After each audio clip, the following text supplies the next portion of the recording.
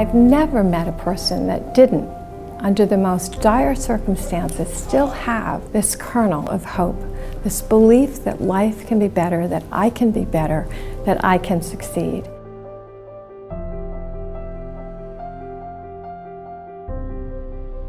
I'd go into the rooms where the classes were going on.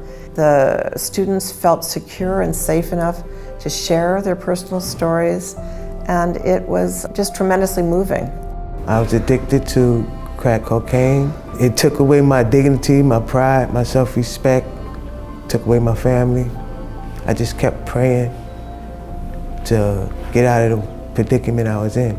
Hope offers this comprehensive, dignified way to start over. The fundamental aspect of what Hope does is the way it works with its students to make them stronger people. My family feels great about my new job.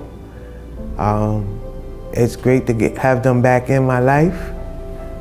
You know, my sister, she started trusting me a lot, and I wouldn't give it up for nothing in the world.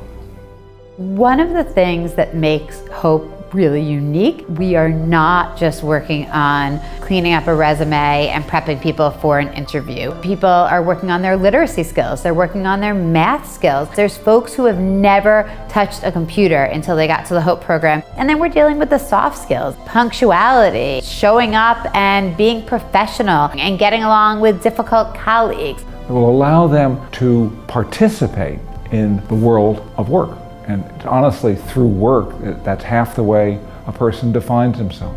Hope provides tremendous impact for people who have basically raised their hands and said, I need help.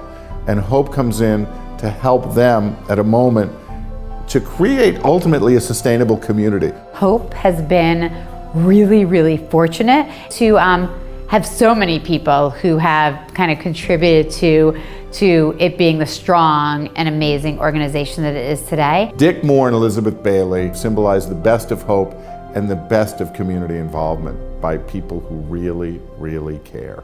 Just as students come here and find ways to grow, I was able to grow.